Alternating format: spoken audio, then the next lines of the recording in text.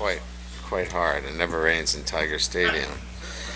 Kind of knocking down all these fallacies about weather and rain and food being too spicy. None of that's true, by the way. Okay, today was set up for us to be in the stadium, get a game-like situation for our guys. Had a really good scrimmage. Got in close to 50 plays. I think we were just a little short of that when the rain hit. We wanted to get ones and twos and threes. Yesterday we got in about 20, 22, 23 plays. So, we've gotten the kind of work I needed, necessary, relative to scrimmaging and taking guys down. No injuries. So, that's the first thing, obviously, as a head coach. You want to make sure that nobody gets injured and you're losing guys when you get in competitive situations like that. So, that's the real good news. Competitive battles at a lot of positions. I think I alluded to it the other day. I wanted to see Cam Wire out at right tackle. We moved Bradford in at guard. We moved Frazier over to left to get that flavor as well. Like some of the things that Bradford does at guard, he's big physical on double teams. So, that's still an area that, we'll continue to look at. But we like 7 or 8 guys there on the offensive line that are doing really well. Dellinger had 2 really good days snapping the ball. So you guys didn't hear me yelling and screaming at him today. So that's a really good sign. That's the offensive line. The running back, I was really pleased with Noah Kane today, running the ball with some physicality. And again, I think I alluded to this the last time we spoke, is that, he hadn't played a lot of football, and it's kind of coming back to him. And he's a smart kid. He's 224 pounds. He's strong. And he ran with that physicality that we were looking for today. So that was a bright spot for us. Receivers all can make plays.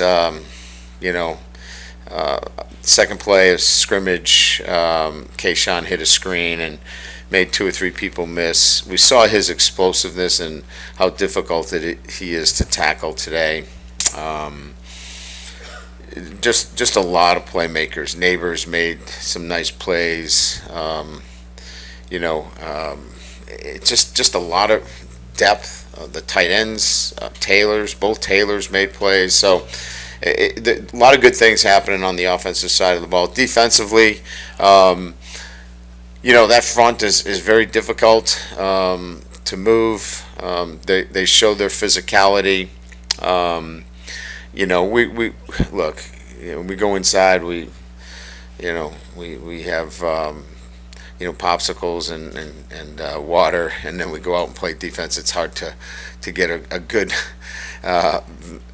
barometer on your defense when you do things like that. So maybe you lose a little bit of your edge defensively. I'm not worried about that at all. Our defense is going to be just fine. The pieces are in place. I like the guys that we have up front. The back end has played really well. So all in all, I'm just kind of giving you an overview of where we are going into a couple of days off.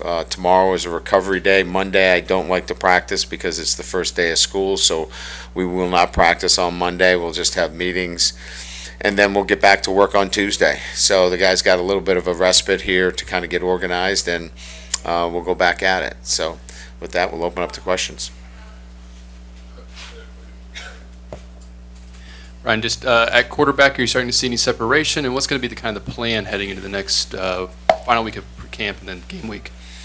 Yeah, I think it's pretty clear that it's Nussmeier and it's Daniels, and they just have more experience, than Walker Howard. Walker's done a great job, but I think his situation now would be an emergency situation, and can we redshirt him? Right, that's kind of where we're at right now.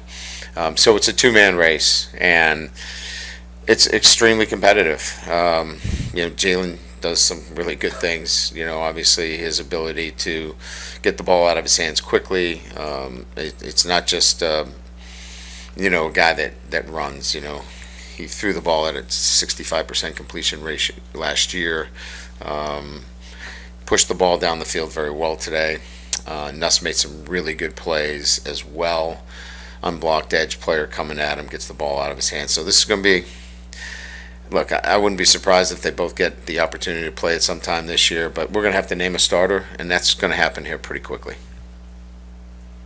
Hey, Coach, here in the back. Yeah. Mason Taylor, you mentioned him at tight end, but as Yeah. a true freshman, and he looked like he's very fluid, moves Yeah. well. I mean, is he trending towards playing right away and contributing right away? Yes, he's going to play right away, and yeah, I think all the adjectives that you use. I mean, he's fluid, he's smart, he understands the offense very well. Kind of the nuances of the position come to him easily, and because of that, look, he's 247 pounds too, and he moves really well. The game comes to him, quite easily. I think the bloodlines there are pretty good. So, yeah, he's gonna play a lot for us, and him and the two Taylors. Jack will give us what he can give us as well, and I feel so much better about that position now than I did, probably after the spring. Hey, Coach. I was just sort of curious about how's the running back room sort of shaping up. I think last practice, not the last full practice we saw, with a lot of them Marnie Goodwin and Noah Kane with the first team. So how's that sort of room shaping up at this point? Yeah, as I mentioned, you guys know the situation with John Emery. I really can't get into the specifics of that because of the Buckley Amendment, but he's certainly a guy that's going to be part of what we do this year. Then Noah Kane, as I mentioned, was really impressed with him today. Amani is a guy that we're going to count on. Williams has been probably as consistent as any back that we've had. And Nick Demas has done a really nice job. So, Leonard Fournette is not in that backfield. I mean, so, we don't have like that marquee guy, if you will, but all of them, complement each other very well. And I think we'll be very effective at that position. And I think each one of them can contribute in a manner that will allow us to be successful at the position. Yeah, Coach, just the linebacker unit. I mean, you guys are rotating a lot of guys in there right now. Just how solid do you feel about being able to play not just two guys, but a multitude of players to start the season? Yeah, you're going to see a lot of guys moving in and out of there for sure. I've already mentioned the freshman Harold Perkins, but you're going to see Greg Penn, Mike Jones, of course, Kobe. He's going to play quite a bit for us as well. I think that's going to be a group of guys that you probably see 4 or 5 guys rotating in at that position, and we feel good about that. I think they need to. Mike is going to be back for us. Micah Baskerville, he's a smart player for us. He's a veteran player. Mike is going to play a real good role. We've really liked his leadership. So, there's 5 guys right there. You probably go 5 or 6 deep at the linebacker position. That's a pretty good situation. Brian, we talked about defensive line a lot, and you feel comfortable. You seem like you feel comfortable with them. What have they done to make you get that comfort? And also, is it about what you expected or better than you expected? Well, you've got 3 guys that I think are elite players: Mason Smith, Jay Roy, and Ali Gay. They're elite players. Then you add B.J. Ojolari, who can do multiple things for you. He can put his hand down. He can drop. So when you have a front that has 4 elite players,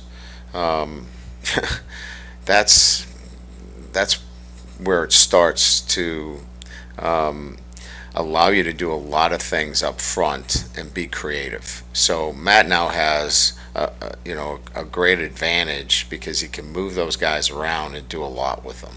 So I just think to have 4 really good players like that, and then you've got a Makai Wingo who's been really good, and some really complementary pieces. We haven't talked a lot about Desmond Little. He's done a really nice job for us.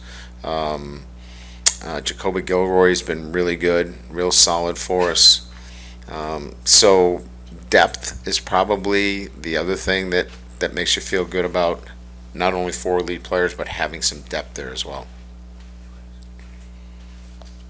Hey, Coach Dylan Sitters, 24/7 Sports. How are you feeling about the defensive back room right now? Because that was a position with a lot of questions. Yeah, I feel so much better about it. I mean, Kobe Dickerson obviously changed that kind of immediately for us, and then obviously getting Jared Bernard Converse back, after his injury in the spring. So you start there, and then obviously we've got Mackay, as a guy now that's a staple in our program. Having Seven Banks with the experience, so now you got 4 corners there, and then the 2 freshmen have been really good, Robinson and Welch.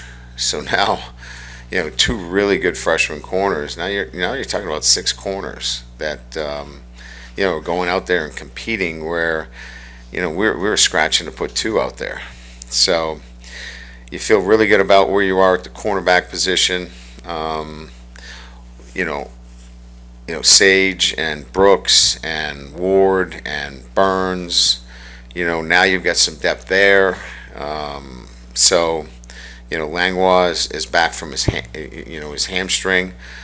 There's 11 guys right there that I've just thrown at you, and all of them are really good football players. So that's some pretty good depth to have.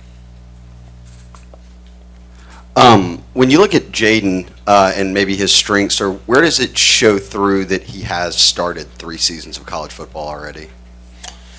I would say probably management of the offense in terms of getting people lined up, getting the offense running smoothly, efficiently, and I think the guys feel a sense of calm when he's out there because he's done it before. He's getting guys lined up. There's a authority. I mean, the way he talks to the guys out there.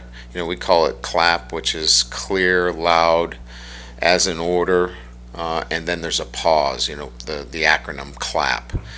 It's a military term. When they're asked for their leaders to talk, they use the acronym CLAP, and he's clear.